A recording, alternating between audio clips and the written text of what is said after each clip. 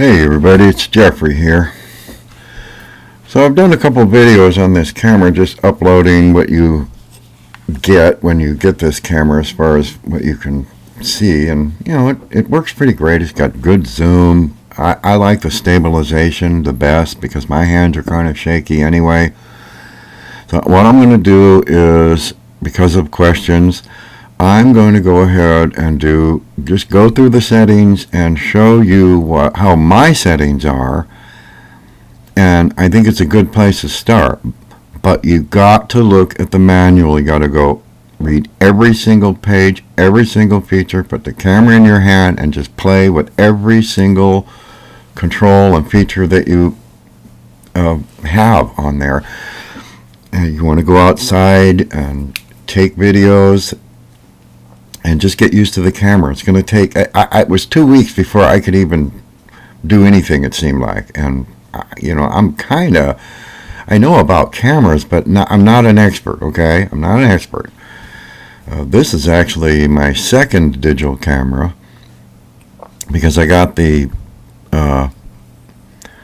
P900, the Coolpix P900, and it was a great camera, but it's a little bulky and it was a little bigger than what I really wanted because I do a lot of plane spotting, sky watching, stuff like that. So things are moving, birds and so on. Anyway, I just love this camera. So I'm going to go ahead and just go through the settings here real quick, okay? And we will, now look at here, it's got automatic off on the display monitor, which we can see that right off the bat. There's me in there. And I just have this picture here just to show something on the screen. So first of all, we press the menu set button on the front there of the camera here. And I could back out and show you that, but this is so hard to do. I've got two tripods set up here and my webcam on this. So starting off, we have the creative control. So you can use the stylus, which I have one of these composite end styluses. It's not really rubber, but I also use this on the smartphone because I just love this thing. There's no drag from these at all. They're $10, but well worth it. You get extra tips. It's got a nice little clip. It goes right in your pocket.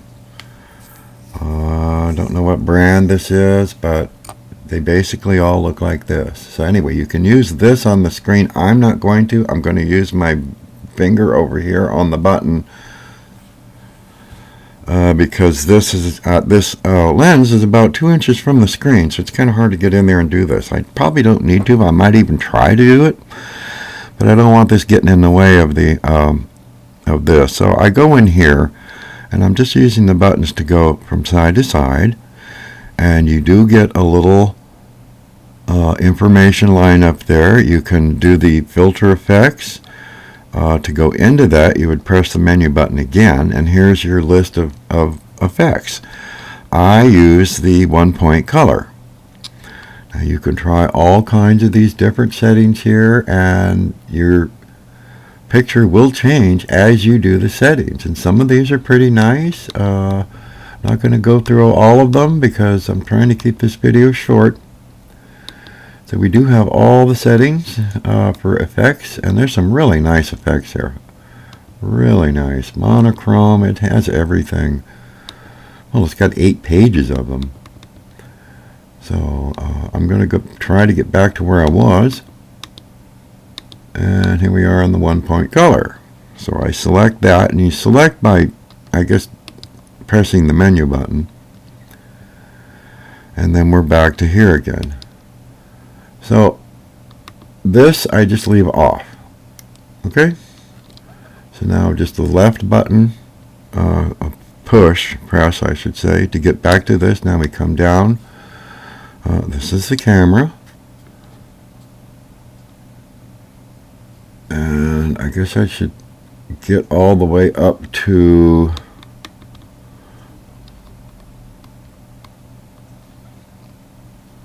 the top. Sorry, I don't have a pause button on this webcam here. So this is the, let's start from 1. There we go.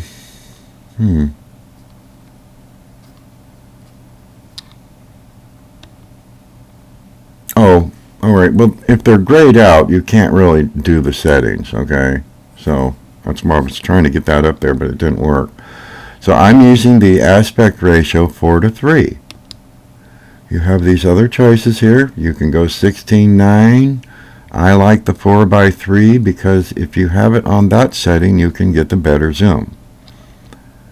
So I leave that on 4.3. Picture size, again, it depends on where you have this. Now that EX means that you can do the extra zoom, so you need to pick this one or the one down there. Now if you don't care about that optical zoom and so on, you can just go for the big one here and get the large picture size, huge pictures. But it still says 4:3, so I'm still 4:3 down here. These are all 4:3, but you have to use the EX setting here that you see right here, because that will enable your digital zooms and so on. So we've chosen that, and I push the menu button to get back in here, and we'll continue. Quality, I've got it set on the top one there. Metering mode, they have different metering modes. Just pick this one. I'll go ahead and show you what your choices are. You have these, you have off.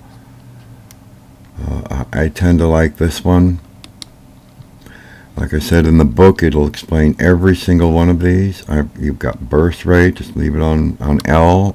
Here's your choices, high, medium, low. Now the high will take lots and lots and lots of pictures. And here's the 4K photo. You have choices in there. And it has a pretty good hint system here where it tells you, what all this is. I just leave it right on just straight 4K. Bracketing off. Self timer 10. Now we have some of these other things aren't highlighted because of my settings, okay? Now we've got eye resolution, high, here's your standard, low, extended, off. Eye handheld night shot, off. Shutter type, auto.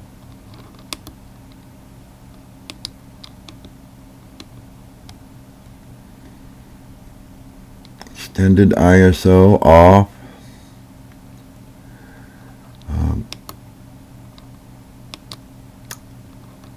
Now that's one EV. I think that's for your adjustment on the top wheel on the top here. You can actually change the brightness, which is very handy. We'll go over that here real quick in the end. But I just want to show you that I have all of these settings here. It's either on or off, pretty much. On, digital zoom on. Last page on this, leave the conversion off. Stabilizer, you definitely have to have that on. Face recognition, I don't need that. But if you're taking pictures of people a lot, you probably want to use that. So you have to experiment with this stuff. Off, off. Okay. So we're done there. Let's go down to the motion picture. Now record quality. Here's my choices on my camera. Here's your 4K at the top. Okay, I like this one. But you have other choices here. These are megabytes per second. This is like a speed bandwidth type adjustments here, and also the screen size. All the information's there. You can go.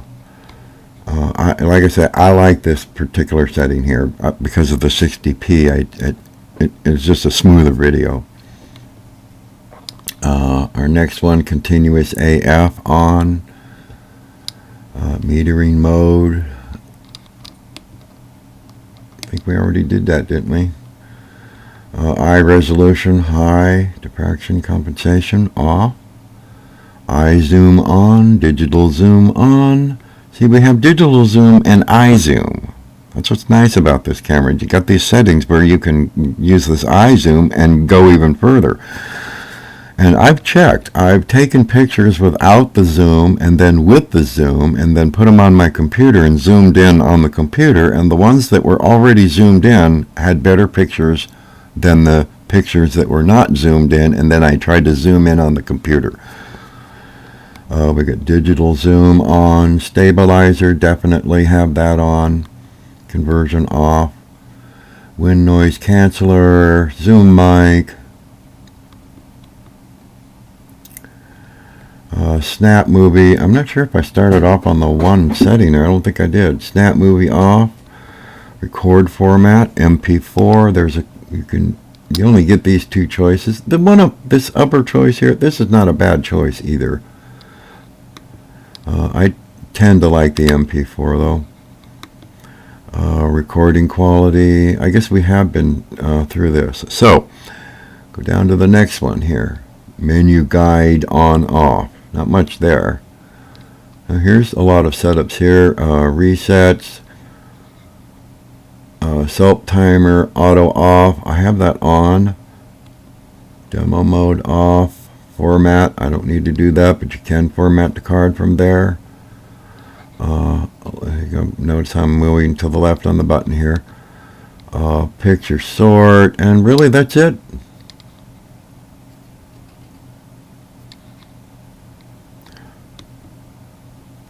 So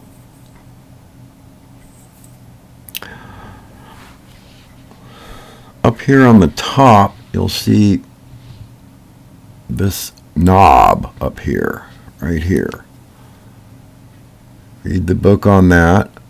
But if you turn that, you can change the brightness of the screen. You push the button in, and now we can change the brightness. If you get into a situation where it's too dark or too bright, you can change this. Like in the evenings, you might want to brighten it up a little bit. If it's too bright, you probably want to darken it and so on. This is a real handy thing to have. And then we can change these settings here. I don't really mess with this thing too much. I just pretty much leave it in the middle. I don't touch this setting too much either. Like I said, I'm not an expert. These are just my settings. So push the button again to clear out of there. Now with my settings, you can see that my millimeter focal length size goes all the way up to 70 or 6796. That's almost 7,000. And this thing will just go and go and go. So that's kind of fun to play with.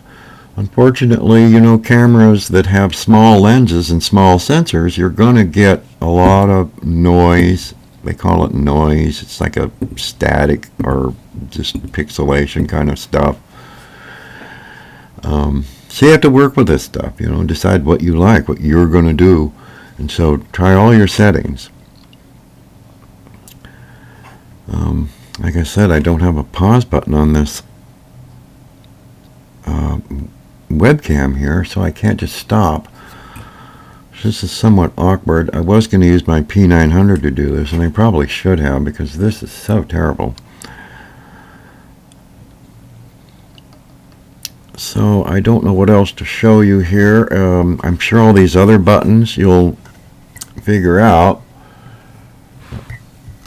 I like to look through the screen, but here's the button for to rotate between, back and forth between the viewfinder and your and then we have this is just an AF lock. You can look at your videos here by pushing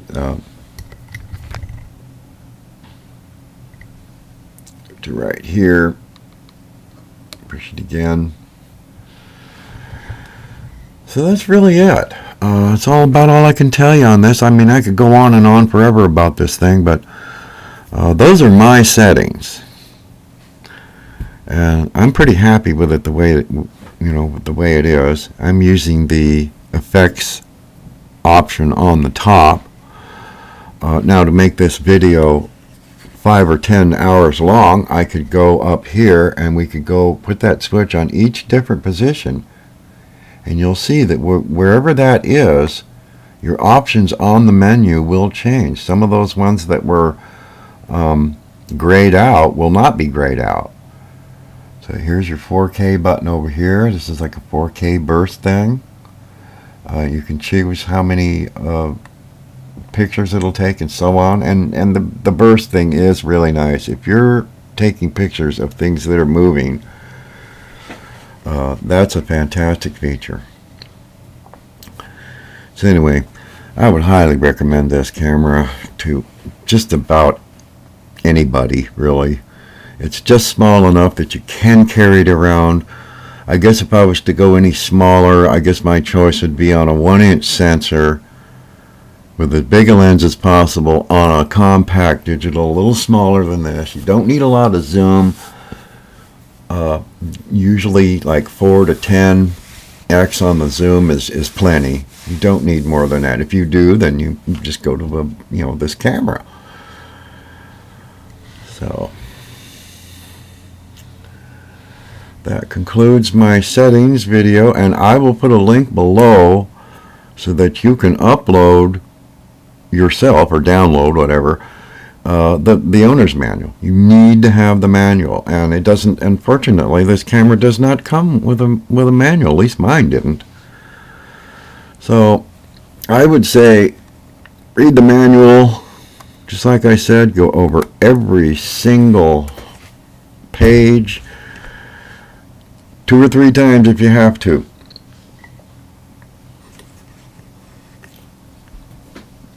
So anyway, I hope that helps. And if you have any questions, just throw them down below. I'll answer anything you want, and if I can, I will upload the maybe a screenshot or something up to Google Drive, and then maybe I can show you some screenshots of particular things if you really want to know. But like I said, I'm not an expert on this camera. I've had it for probably 4 or 5 months now, and I'm still discovering things. But like I said, there's a lot of features that you won't really need. So anyway, have a great day on that, and we'll see you later.